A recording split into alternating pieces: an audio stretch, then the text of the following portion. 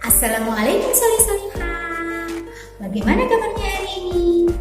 Semoga Allah senantiasa memberikan kesehatan kepada kita semua ya. Hari ini kita belajar bersama Ustazah Wiwi. Yuk kita belajar bersama. Pembelajaran hari ini itu tentang sistem pencernaan pada manusia. Yuk saksikan penjelasan dari Ustazah.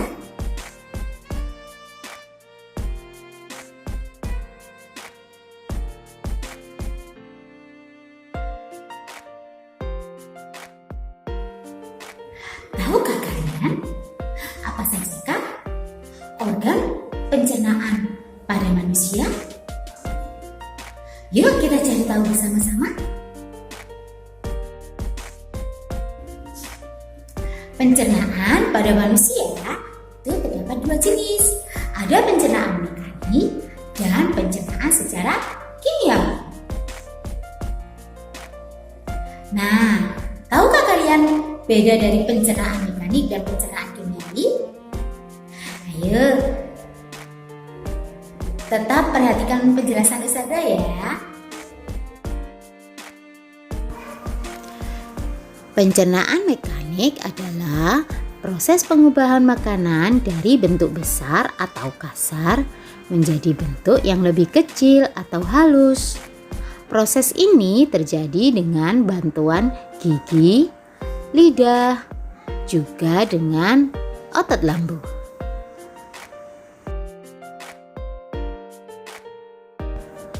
Sedangkan pencernaan kimiawi adalah proses pengubahan zat makanan dari bentuk yang kompleks menjadi bentuk yang lebih sederhana dengan menggunakan bantuan enzim pencernaan yang dihasilkan oleh beberapa kelenjar pencernaan.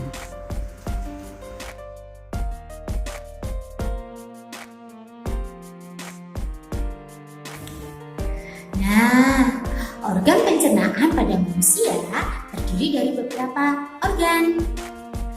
Kita mulai dari paling atas ya. Yang pertama adalah mulut. Selanjutnya adalah kerongkongan. Kemudian dilanjutkan ke lambung,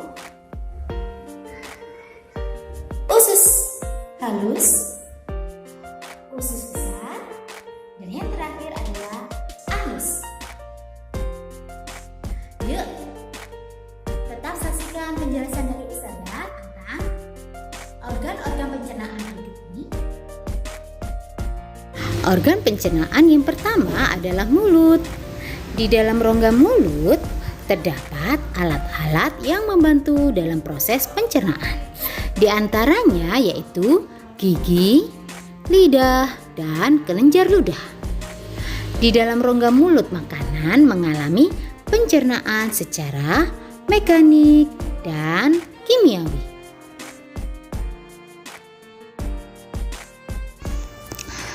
Di dalam rongga mulut terdapat gigi. Nah, gigi terdiri dari dua jenis, ada gigi susu dan gigi permanen. Gigi susu ini adalah gigi yang dimiliki oleh anak-anak yang nantinya akan tergantikan oleh gigi permanen. Berdasarkan bentuk dan fungsinya, gigi dibagi menjadi tiga, ada gigi seri, taring, dan geraham. Gigi seri berfungsi untuk memotong makanan. Gigi seri ini biasanya terdapat di paling depan bagian rongga mulut. Selanjutnya ada gigi taring yang berguna untuk merobek makanan. Nah, gigi taring ini berbentuk lebih runcing. Selanjutnya gigi geraham. Gigi geraham berguna untuk mengunyah dan menghaluskan makanan. Di dalam rongga mulut juga terdapat lidah. Nah, lidah ini berfungsi untuk mengecap rasa makanan, mengatur letak makanan, dan membantu menelan, yaitu mendorong makanan masuk ke dalam kerongkongan. Selain itu juga terdapat kelenjar ludah. Nah, kelenjar ludah ini berfungsi menghasilkan ludah atau air liur atau saliva. Kelenjar ludah ini menghasilkan atau mengandung enzim petialin atau amilase yang berfungsi untuk mengubah zat tepung menjadi zat gula. Organ pencernaan selanjutnya adalah kerongkongan. Pada kerongkongan terdapat faring atau tekak yang merupakan persimpangan antara tenggorokan dengan kerongkongan. Pada pangkal faring juga terdapat epiglotis atau katup pangkal tenggorokan yang menutupi tenggorokan sehingga makanan masuk melalui kerongkongan. Makanan dari kerongkongan menuju lambung karena adanya gerak peristaltik pada 2/3 bagian bawah kerongkongan. Gerak peristaltik berfungsi untuk mendorong makanan dari mulut ke lambung. Organ pencernaan selanjutnya adalah lambung. Lambung terdiri dari 3 bagian, yaitu bagian atas, tengah, dan bagian bawah. Lambung bagian tengah menghasilkan getah lambung yang terdiri atas air, lendir, asam lambung atau HCl, enzim renin, dan pepsinogen. Di dalam lambung juga terjadi proses pencernaan secara mekanik dan kimiawi. Secara mekanik yaitu dengan bantuan dinding lambung, sedangkan secara kimiawi dengan bantuan enzim. Adapun fungsi dari beberapa enzim yang dihasilkan oleh lambung diantaranya yaitu yang pertama adalah asam lambung, berfungsi untuk membunuh kuman penyakit yang masuk melalui makanan serta mengaktifkan pepsinogen menjadi pepsin. Sedangkan enzim pepsin berguna untuk mengubah protein menjadi pepton. Dan enzim renin berfungsi untuk menggumpalkan protein susu menjadi kasein. Organ selanjutnya yaitu adalah usus halus. Usus halus terdiri dari 3 jenis, yaitu usus 12 jari, usus kosong, dan usus penyerapan. Pada usus 12 jari atau duodenum terdapat muara 2 saluran, yaitu saluran empedu yang menyalurkan getah empedu untuk mengemulsikan lemak dan saluran pankreas. Saluran pankreas berfungsi menyalurkan getah pankreas yang mengandung enzim.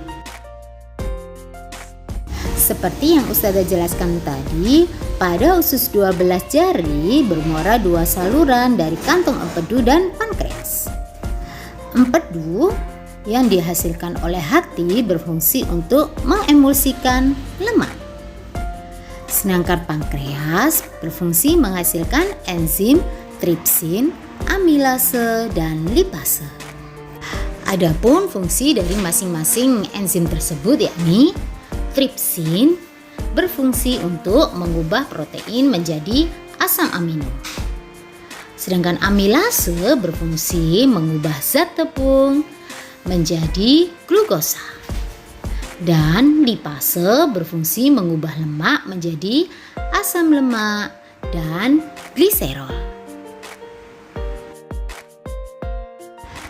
Makanan yang sudah diproses di usus 12 jari selanjutnya diarahkan ke usus kosong atau jejunum. Usus kosong merupakan tempat pencernaan makanan terakhir sebelum sari-sari makanan diserap. Setelah dari usus kosong, maka makanan yang sudah diproses diarahkan ke usus penyerapan. Pada usus penyerapan atau ilium terdapat jonjot-jonjot usus yang disebut villi. Villi ini berfungsi memperluas daerah penyerapan usus halus sehingga sari-sari makanan dapat diserap lebih banyak. Pada jonjot usus terdapat pembuluh kapiler darah dan pembuluh gel. Pembuluh kapiler darah berfungsi sebagai tempat penyerapan zat berupa glukosa, asam amino, vitamin, dan mineral. sedangkan pemburu kil sebagai tempat penyerapan zat berupa asam lemak dan gliserol. Organ pencernaan selanjutnya yaitu usus besar.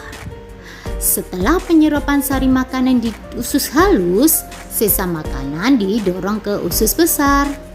Usus besar atau yang biasa disebut kolon dibedakan menjadi 3 bagian, yaitu bagian yang naik, mendatar, dan menurun. Pada bagian pangkal usus besar terdapat usus buntu dan umbai cacing. Bagian akhir usus besar adalah poros usus atau rektum. Rektum inilah yang akan bermuara di dubur atau anus. Proses dalam usus besar yaitu yang pertama adalah reabsorpsi air, garam mineral, vitamin, dan simbiotik. Selain itu juga terdapat proses pembusukan makanan yang dilakukan oleh bakteri E. coli. Nah, selanjutnya juga terjadi proses pengeluaran dengan menggunakan gerak peristaltik ke arah anus. Pada proses pencernaan yang terakhir adalah anus. Pada anus terdapat gerak peristaltik otot-otot usus besar yang akan mendorong feses menuju rektum dan menuju ke anus untuk dikeluarkan. Rektum adalah saluran sementara sebagai tempat penyimpanan feses sementara.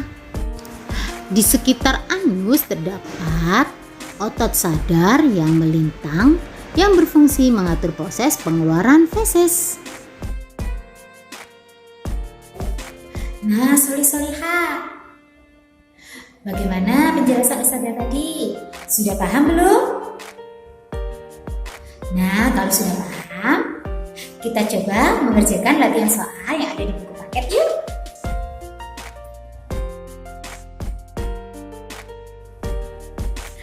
Alhamdulillahirrahmanirrahim, pembelajaran hari ini telah selesai.